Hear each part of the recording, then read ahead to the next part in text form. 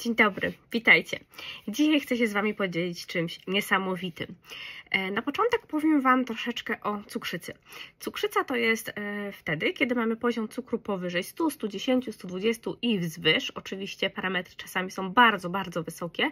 No i niestety często wtedy poza tabletkami trzeba jeszcze przyjąć insulinę albo już tylko insulinę nawet 3 razy dziennie.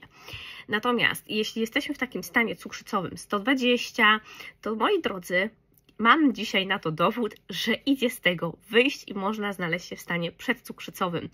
Kochani, jedna z naszych dystrybutorek, klientek, która właśnie wdrożyła zdrowe odżywianie, suplementację i ruch, dokonała tego. I słuchajcie, to nie jest niemożliwe. Cukrzycy nie trzeba wcale leczyć. Jeśli jesteście w takim stanie, gdzie macie tą cukrzycę na takim niskim jeszcze poziomie, to naprawdę te 3 rzeczy potrafią działać cuda. A dowód w kolejnej wiadomości albo tu poniżej. Zerkaj i sprawdzaj, działaj.